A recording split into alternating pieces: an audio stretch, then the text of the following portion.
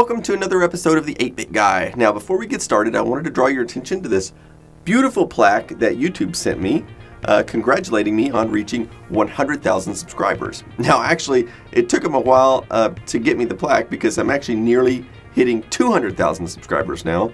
And I just wanted to say that when I started the channel, I had no idea that it would ever be this popular, and I have you guys to thank for it because you guys are what keep me motivated to keep making these. Recently, I did an episode where I explored a 10-year-old Core Duo laptop to see if it was obsolete yet. Surprisingly, I found that it would still handle any modern task. And so I began to wonder, has Moore's Law finally come to an end, or has computer progress finally slowed down? After all, if you look at the last 40 years of computer history and you do the exact same experiment, you'll see what I'm talking about. Try going to the year 1990 and look at that computer versus a computer from 10 years earlier. They aren't even in the same league. So I started doing some research and taking a look at various aspects of computers. I started with memory and looked at intervals of 5 years starting in 1975. At this point, the typical computer had 1 or 2 kilobytes of RAM. Now, 5 years later, that amount increased by a factor of 16, and 5 years after that increased again by a factor of 16. Surely this trend of exponential growth could not continue, right?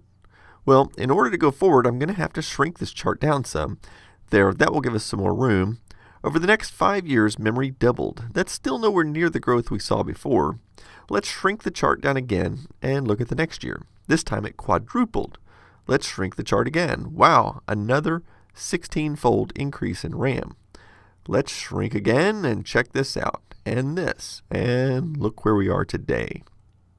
So I think we can safely say, as far as RAM goes, there's been no slowing down on that. Okay, so what about processing power?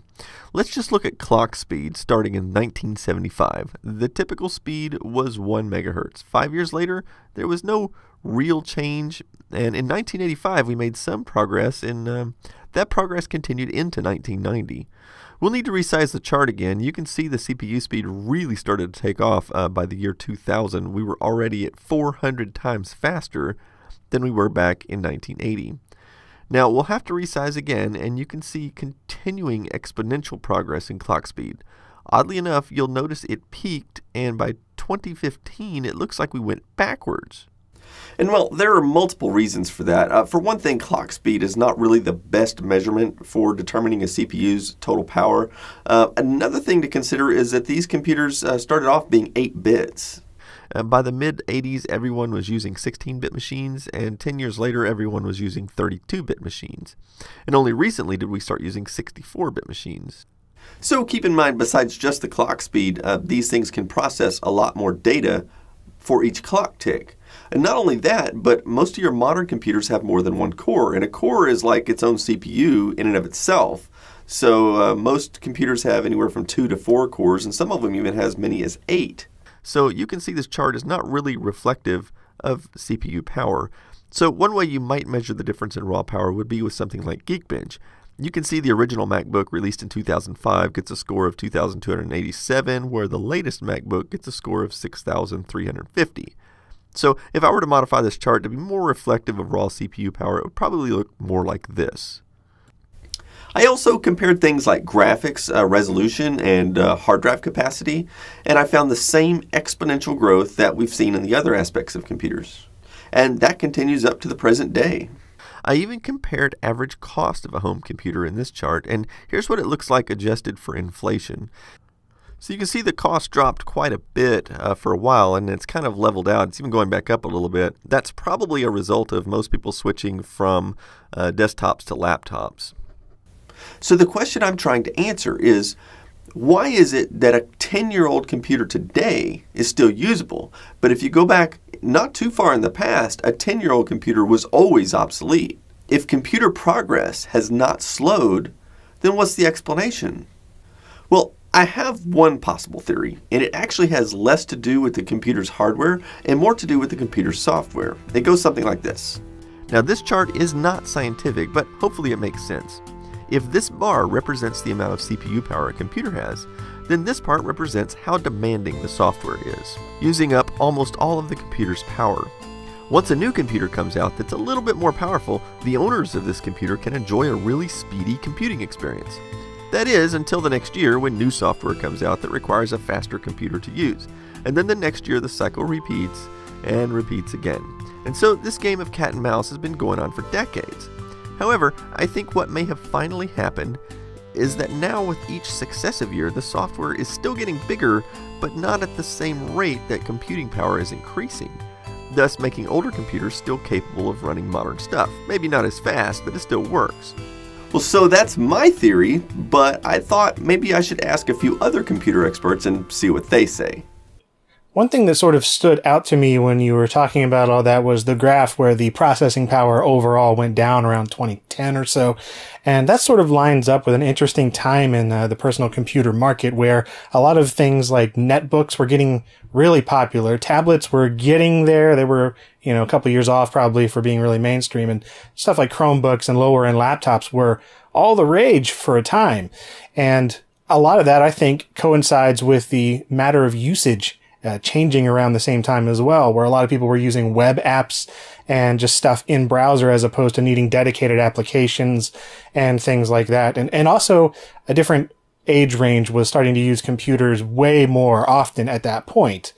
Older generations and such effectively has doubled since 2006. And a lot of that is basic social networking, photo sharing, and even videos, which don't take a ton of processing power, a little more RAM, especially for browsers, but yeah, I think it's overall, a lot of it has to do with a change in usage. Thanks, David. I agree with your theory, and I think I have a couple reasons why I think this is happening, or a couple additions to what you've already said. One is that with Windows Vista and Windows 8 failing so badly, that caused Windows XP to have a lot longer life, a larger market share than would have happened otherwise. And also, there's this big shift to using the web browser for basically all your basic computer tasks can be done in a web browser nowadays. So because Windows XP is so prominent, that kind of forced the web browser developers to continue to support Windows XP. And so you can download the latest JavaScript, HTML5 enabled Chrome or Firefox for Windows XP even today, and it works pretty good on your old computer. Great question, David. I've got a pretty good theory on that. So if you go back 10, 15 or more years, I think you'll start to see a shift of the number of power users to regular users. Now, if you bought a computer in the early 90s, you were more than likely buying it for a specific purpose, perform a specific function. While that's still true today, most people just want a window into the internet, and that's why ARM-based devices like iPads are popular. Your grandmother may not have had a computer 15 years ago, but she probably does today, and more than likely she uses it just to surf the internet. So while compute resources may not be as much in demand as they used to be, memory resources are still very much in demand. I'm sure you've seen your web browser running under Task Manager consuming gigabytes of memory.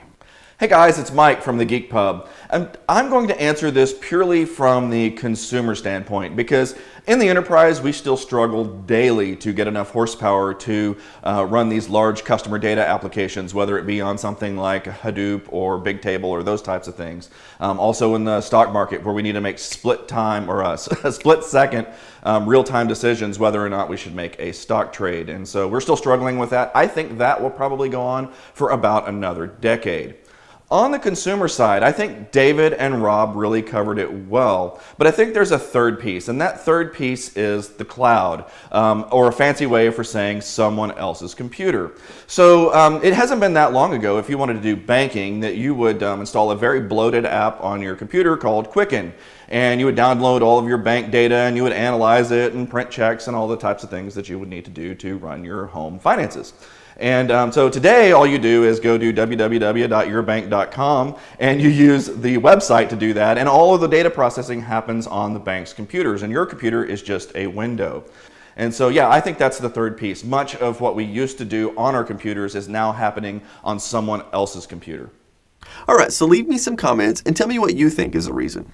Also, for those who may not have seen it yet, I just kind of wanted to point out that I do have this other really cool channel. It's called 8-Bit Keys. I do a lot of the same stuff as I do here, but it's mostly to do with music synthesis. On that channel, I explore everything about electronic music from the 1980s, including FM synthesizers and computers and game consoles from that era. Also, I occasionally put together these little performances using nothing but vintage toy keyboards.